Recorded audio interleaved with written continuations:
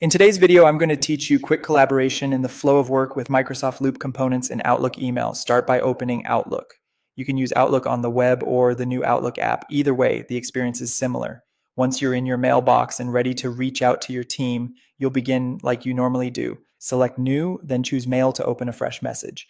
You can also follow these same steps when you're setting up a calendar event, which is great for agendas and planning. With your Compose window open, you're in the perfect spot to make collaboration happen without switching apps. Look at the ribbon across the top of the message. Find and click the Loop Components button. This is your gateway to turning a static email into a live shared workspace everyone can edit together. Now choose the type of component that fits your need. A bulleted list is ideal for collecting ideas or drafting talking points.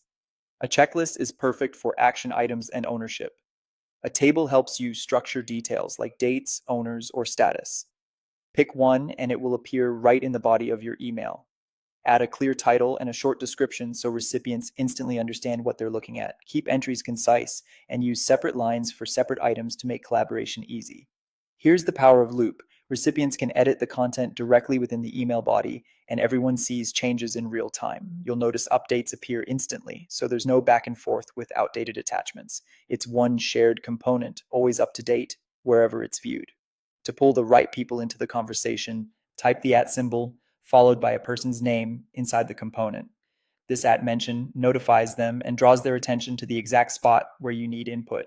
It's a quick way to assign a task or request a review without writing a long message. Already started something in Teams or another email? You can copy an existing Loop component from a Teams chat or a different message and paste it into your new email. It stays linked and synchronized, so edits made in one place automatically appear everywhere that component lives. That means one source of truth no matter where your team is working. If your organization allows it, you can protect sensitive data in the component by clicking the shield icon.